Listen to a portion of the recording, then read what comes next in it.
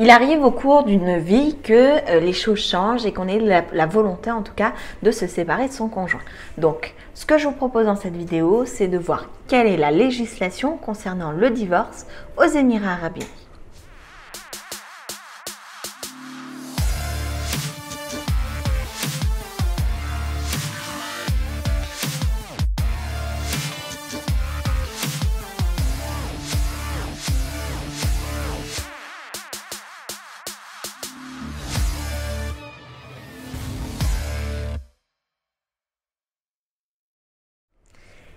Lorsque vous voulez divorcer aux Émirats Arabes Unis, vous avez deux possibilités.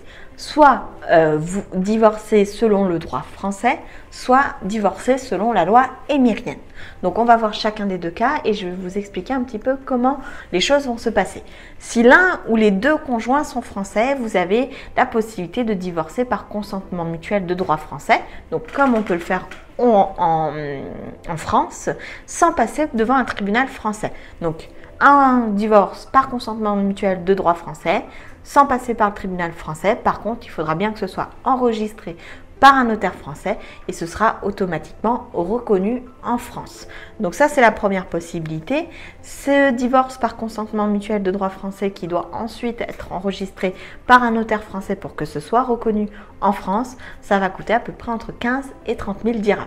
Ça, c'est si les deux conjoints sont d'accord pour divorcer. Si les deux conjoints ne sont pas d'accord, dans ce cas-là, il s'agit d'un divorce conflictuel et il faudra passer soit devant un tribunal local, soit devant un tribunal français.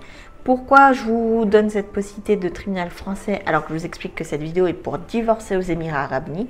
Tout simplement parce que les époux peuvent se faire représenter devant un tribunal français par un avocat sans nécessairement avoir besoin de se déplacer.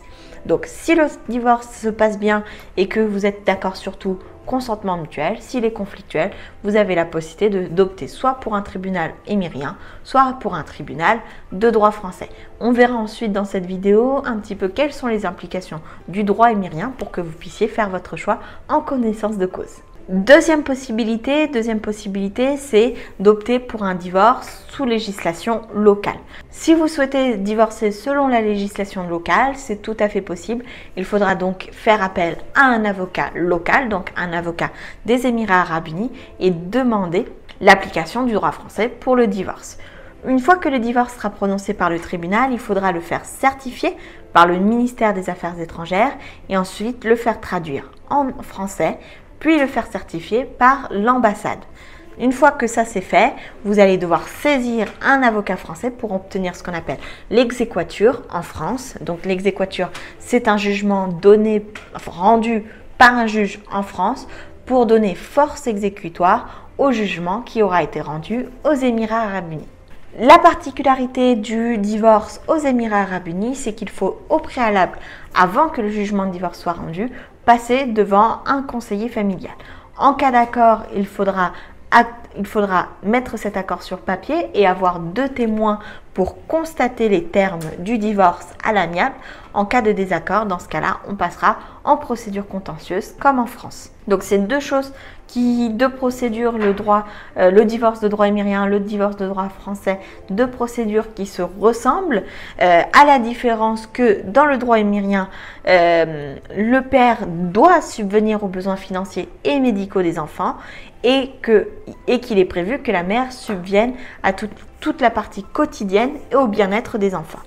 Pour un divorce à l'amiable aux Émirats Arabes Unis, il faut compter entre 8 000 et 15 000 dirhams pour le divorce et à peu près un délai entre 3 et 6 mois. Attention toutefois, si l'un des époux est musulman, ça sera la charia qui s'appliquera au divorce aux Émirats Arabes Unis. J'espère que cette vidéo vous aura éclairé sur le prononcement, enfin en tout cas sur le jugement de divorce, sur la procédure de divorce aux Émirats Arabes Unis. Si vous avez d'autres questions, n'hésitez pas à me les poser en commentaire. Je vous souhaite le meilleur et je vous dis à très vite dans une prochaine vidéo.